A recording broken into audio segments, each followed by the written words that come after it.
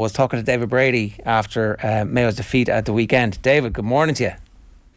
Morning, Ger. Morning, Shane.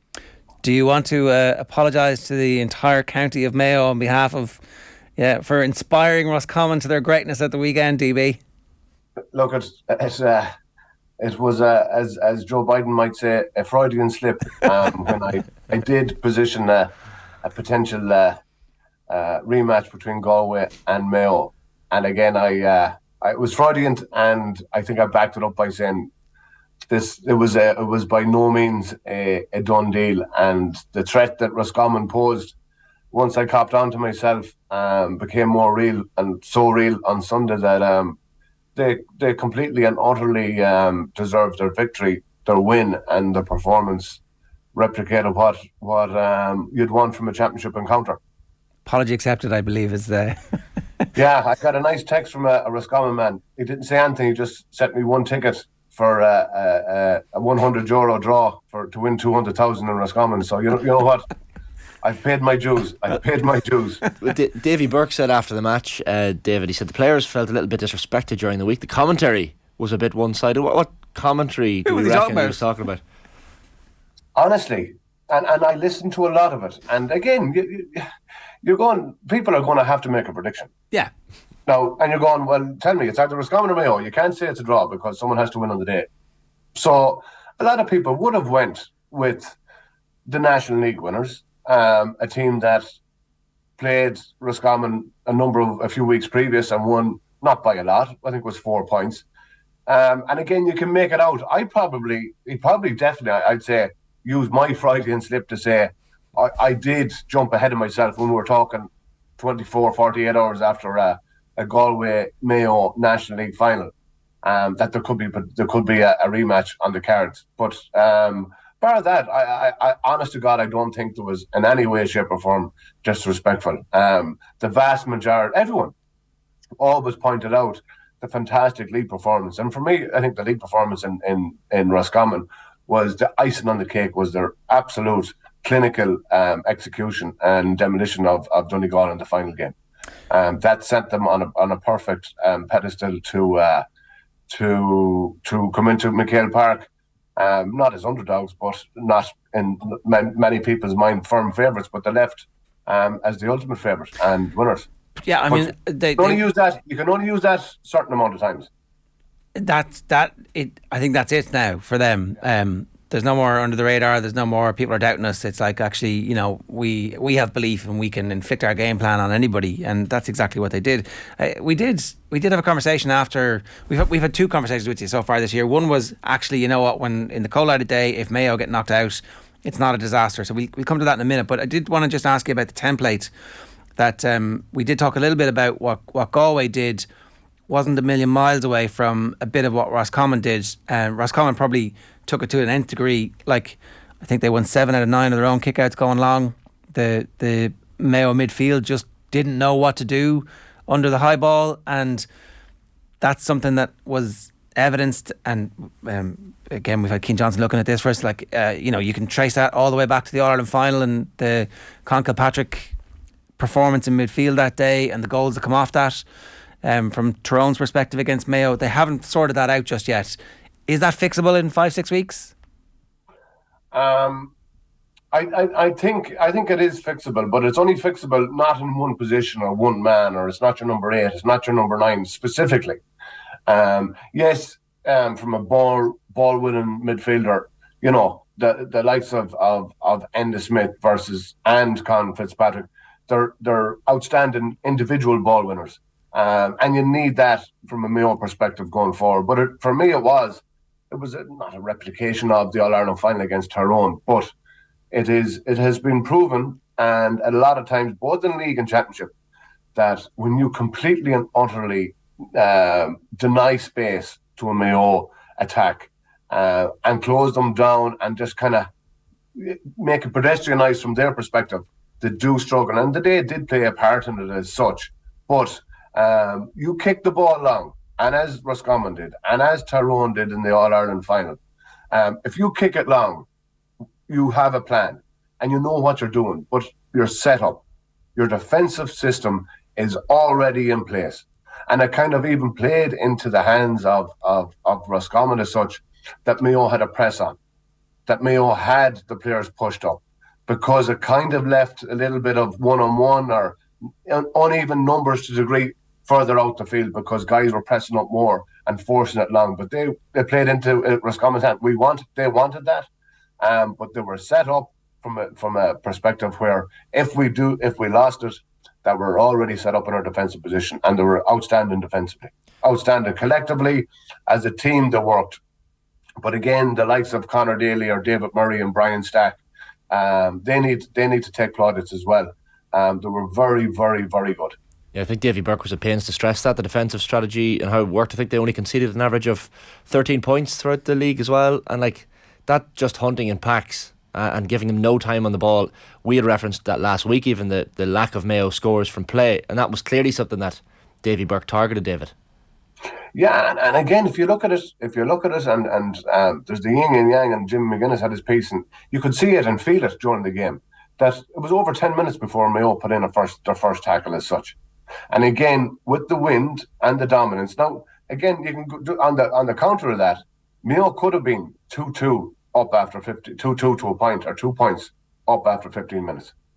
If they got those, and it's not about a break or a bit of luck, like they had goal scoring opportunities.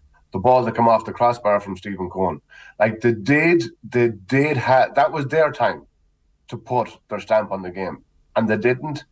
And then Roscommon, when a game is 2 points to 1 after 17 minutes, and there is a forceful win there, you get a massive degree of confidence off that. And from a Mayo perspective, they did struggle from I suppose even a game management point of view right down towards the end. But that's for me, these things are all fixable. Again, you don't take the ball into with your inside full forward line.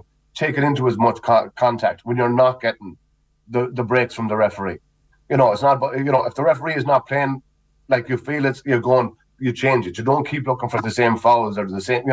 They run the ball down blind avenues constantly in the last 10 minutes of the game. It's and again, I think these things are fixable. We did say a few weeks ago, how would I feel on the 9th or on the day of the game? You want to win, and you want nothing else but a win. Now you have a 6-week break. There's been a massive. You have to look at the positives, because you can't and fix the. It's a new competition. Yeah, it's still a competition. There's some of the Mayo players that have an opportunity to go and get a little bit of sun this week. They've had a hard since November constant. They know that it's so. It is. You're going. There's a little bit of. Guys, you could have. There's a game management part of it during it, but they know by watching the video and doing the analysis where they need to focus on. Why they kind of played into Roscommon's hand to a degree. They let Roscommon dictate when they had the ball in their hand. Mayo set up defensively, and Roscommon goes, lovely. If we can buy 3 minutes here, or 3.5 minutes from this phase of play, well then it's going to suit us coming out in the second half with the win. There's a couple of things I just wanted to bring up. The Dublin Donegal semi-final in 2014, where the kick out was so important. I haven't really seen such a stark example of it since. Really, maybe the All-Ireland final between Mayo and Tyrone is similar level, where the dominance of one team over the other creates the victory, and there's no in-game response to that, which would be concerning really, because obviously there's intense brain power on the Mayo sideline, and there should be on the pitch, where they're like, okay, they've absolutely annihilated us on their kick out. And that then feeds into another problem. No one was willing to take on shots. Like, I understand the disease of wides is something that eats at a crowd, particularly a home crowd, where if there's 3 or 4 wides in a row, everyone's like, oh my God, this is panic. But actually, if they'd sorted out the kickouts, you'd be able to rain shots in and break even at least on the long range kickouts. So you're going to get the ball back 50% of the time, and all of a sudden Limerick at the moment are the Limerick hurlers are taking way more shots than they're scoring, but they've basically decided the team who shoots the most is going to win. So there's a few little kind of knock-on impacts here, where if you could sort out the midfield, even if you're trying to break the ball as opposed to trying to fetch it cleanly, and you've got a policy to deal with, if it's in crisis, this is what we're going to do, and then get them to take responsibility. start shooting from, if they're inside the 40, between the 40 and the 21, surely they can start scoring 33% of those shots, 50% of those shots. And the thing is, and you're right, the thing is that when you have the confidence of saying, I'd always been, shots are good, wides are even better, because it means you have the ball, you're dominating, and it will come right. But it is what happens when it goes wide. We're losing all our kickouts. Or the Roscommon, we're losing all the Roscommon kickouts. Yeah. And you are saying to yourself, and it is, who have I got? Now, again, your Aidan O'Shea's full forward, but was it better against the wind, to have Aidan O'Shea out further out the pitch? Was it better to have Tommy Conroy, who has more legs, pace and power, out the pitch rather than being kind of like suffocated inside? Probably to bring Aidan out because, and again, it's probably a not a lesson or whatever, but I know there's an agreement, and there obviously was, between the senior management and the under-20 management.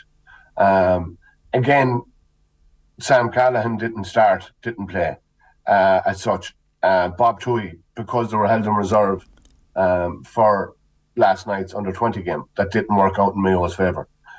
These are guys that played in the National League final a week previous. I don't know, was it the right decision? There'll probably be, there'll be maybe a lesson learned or a decision made going forward again. But we don't. Bob Toohey is a young, massively capable footballer. Sam Callahan too. But we, again, from the bench, midfield, that kind of strength, dominant, when it is a 50-50 battle around the middle. And it's not working out for Jim as such, and it's not working out for Matthew Rowan. And Enda Smith dominating, Connor Cox coming on. Probably you're going, who would be our third midfielder, our go-getter? And again, back in the day, there was loads of us around. We had that, it's a different game now from an athletic perspective of midfield, but we can probably a little bit shy in that regard if there was an injury picked up, or there was a scenario that presented it against Roscommon the last day. You do have obviously 6 weeks, and that will be a different team. The under-20s will be available for the round robin as it comes.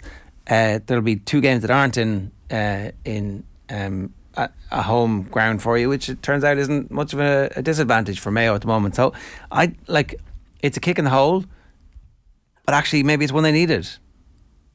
It's one they got. I'm not saying that you always say you never deserve a kick in the arse, and you look back and say you did. But it is something that they will need to work on from a game perspective, a game management perspective, and there's nothing that's not fixable. There's nothing, honestly, that I don't think is not fixable. I think it will refocus the minds, refocus the entire squad. From a management down, to have a full pick now. Under-20s are out, and I think the 6 weeks will be good. And again, it's not somewhere that Mayo have never been before. They've been here, they've been in the scenario, they've been in the situation, and it's about getting that role of confidence, and again that continuation of wins in the group stages. To one last point that Cian Johnson was making to us, if the bits that they need to fix, right, on the Mayo kick out, if you're playing against them, come off completely, let them have the ball, work it through the lines, because they don't appear to be that comfortable with it at the moment, because it doesn't allow you to get into that chaos situation where both sides are going at each other. And then the other thing is, don't foul, because they don't have enough scoring power from open play. They 10 points from not from play that they kicked against Galway. If Galway hadn't fouled them, then we saw against Roscommon, they didn't have the wherewithal to break them down. They have to find that. They've got to get that tactical nous on the field and the game smarts to be able to change when things aren't working. And again, yes, and again, it's done in a room, and it's done on the pitch. You bring that from the pitch. Again, if there is teams that are kind of, you would look probably to stack one side or overload one side with some of your more physical players, so that you're creating an imbalance. If you do win it and there is the fast players and runners coming off, very hard to stop. But But there is them changes and them kinks that you can make in a game plan. Now again, there will be, and it is creeping in a little bit, that scores from play Galway, amount of scores from play Roscommon. Again, you look back against Tyrone and the Curries of this world. There was enough of scores from play in them games, and they're only a month and a half ago, 2 months ago. So it's not a lifetime ago, but there is that kind of. And again, I suppose you're looking at, March, April conditions, weather doesn't suit. Simple as, and I'll be, doesn't necessarily suit Mayo from the football and the type of football that they play. A breezy, wet, rainy day is not ideal. Not ideal. I do say it as a leveler to a degree. It diminishes from their probably overall strength as a fast, fluid, slick team. But I wouldn't let it creep in to say that they aren't scoring enough, or they aren't a team that are capable of scoring from play. And I think they are. And I think that the 5-6 weeks is. And again, it's like everything else. A week is a long time in football. 6 weeks is even longer, and it gives them an opportunity to be refreshed, come back and go at it again. David, the result in Castlebar was one thing, but I guess the story of the weekend was in the Bronx, and what's come out of it since. And there's been a lot of abuse hurled and directed towards Leitrim players coming out of that result of the weekend, enough to necessitate a statement, in fact, from Leitrim GAA yesterday, clearly criticising and lashing out at that abuse. What do you make of all this? Because we spoke about it at the top of the show today. There's a lot of online forums in the GAA world where people can use these anonymous names to abuse these players, and it's a scourge that seems to not be going away anytime soon. And it's unfortunate that it's widespread in society, not just from a sporting context. I telling you now, I found it hard to go to sleep at 1:30, 2 o'clock, 2:30 on Saturday night after an absolutely epic game. And I have played in Australia, I've played in Chicago, I've played in Boston, I have played in London. I have spent time with people that have been exiled from their homeland, their home county, and for what it represented from a vast, an awful amount of people. And I think it was brilliant that, the way that New York have come and had their first championship victory. Unfortunately, Leitrim had to be at the tail end of it. And again, you go to yourself, you're not an embarrassment. You lost against a very good and well-organised New York team. But again, there is people, and sometimes I feel sorry for them, because some of the vitriol and some of the comments were the lowest of the lowest. But the reality is, and there's a few people Leitrim people, yes, very disappointed and not happy with the performance. But you're going, that's okay. But it's the outside people, the people that you think that would post on a message board or think would post on Twitter. They're not Leitrim people. They're people that just have nothing else to do in their lives but to throw vitriol and the lowest of the low comments at a football team that lost a game. They didn't do anything else. They just lost a GAA game.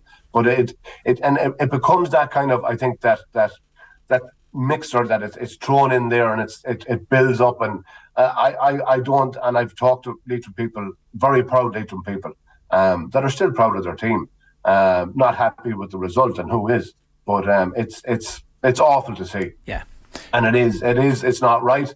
But I would say that it's not about Leitrim supporters. It's probably one or two man's flew off the handle, but it's a sad indictment on the people that actually write these things, because they have damn all to be doing in their lives. TB, we'll leave it there. Good stuff. Thanks a million. See you guys.